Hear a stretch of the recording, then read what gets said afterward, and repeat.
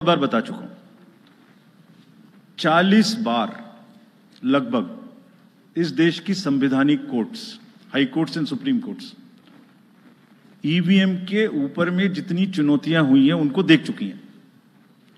चुनौतियां किस प्रकार की हुई?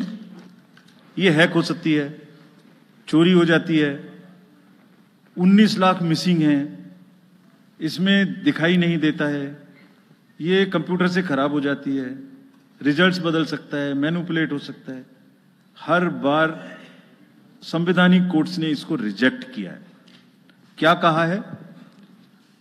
कभी कहा कि इसमें वायरस लग ही नहीं सकता, no question of introducing virus. कभी कहा इनवैलिड वोट्स नहीं हो सकते, कभी कहा रिगिंग इज नॉट पॉसिबल, कभी कहा कि when there is section 61A in the RP act which empowers the use of the EVMs, जब तक वो खत्म ना हो तब तक ये प्रश्न उठाना गलत है। कभी कहा कि EVMs are fool proof devices for counting and allegations of tampering are baseless.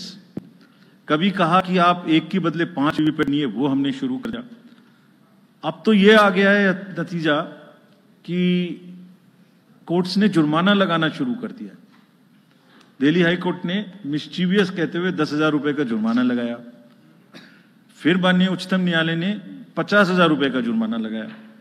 अभी फिर रिसेंटली माननीय उच्चतम न्यायालय ने एक पिटीशन खत्म की है। कितनी बार सुनेंगे? क्यों बार बार वही बिलाप करना है? कोई चीजें तो हमसे पूछिए।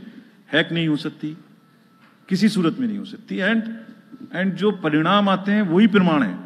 बार बार परिणाम आते हैं। कोई भी ईवीएम लेके बैठ जाता है सोशल मीडिया पे, वो डिब्बा लेके एक बैठ जाता है।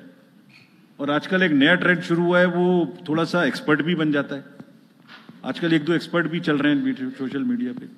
वो कहाँ की डिग्री है, कहाँ के एक्सपर्ट हैं, थोड़ा देखना भी चाहिए। वो बताते हैं कि ये डिब्बा है, वो टूल बॉक्स जैसा डिब्बा होता है, उसके अंदर में क्या है पता नहीं है। उसमें से एक गत्ते के डिब्बे में से एक स्लिप भी निकलती है। वो धरना भी हो जाता है कि ये स्लिप बदल गई, मैंने यहाँ बटन दबाया था और यहाँ ये गलत निकल। लेकिन भाई आपने क्या दबाया था, किसी को बताया था क्या? क्या निकला, किसी को बताया था क्या?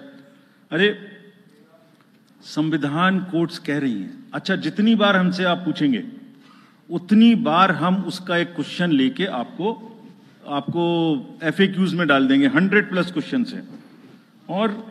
और भाई political parties have come into existence because of the EVMs. There are many smaller political parties which in the age of the ballot papers might have not come into the existence. It was the fairness and the political parties know in the heart of their hearts.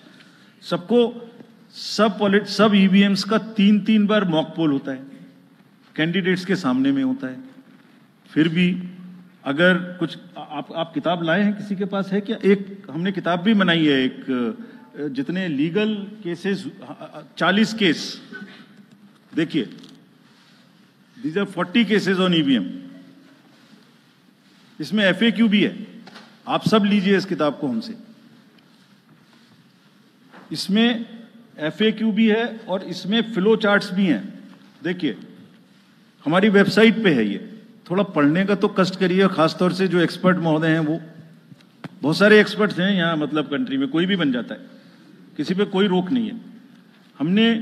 हमने इसमें chart भी लगाया है कि कितनी बार सत्ता में रहने वाली पार्टियां ईवीएम ने बदल दी। तो मुझे भी ईवीएम पे फिर मैं रात सोच रहा था ये प्रश्न तो आएगा जरूर, तो फिर रात को मैंने कुछ लिखा अपने हाथ से, वो फिर आपको सुनाता हूं। अधूरी हसरतों का इल्जाम, अधूरी हसरतों का इल्जाम हर बार हम पर लगाना ठीक नहीं। ये ईवीएम कह रही है, मैं नहीं कह रहा हूं। अधूरी हसरतों का इल्जाम हर बार हम पे लगाना ठीक नहीं। वफा खुद से नहीं होती, खता ईवीएम की कहते हो। और बाद में गोया जब परिणाम आता है तो उस पे कायम भी नहीं रहते, आप ही के पक्ष में रिजल्ट आ जाता है। ये क्या बात है भाई? कितने दिन? EVMs are 100% safe, 100% sure. We know now. In last 2 years, again, we have done large number of improvements. एक EVM की नंबर जो भी किस बूथ पे जाएगी वो कैंडिडेट को दिया जाएगा, इसलिए इसमें कोई प्रॉब्लम नहीं है। नाउ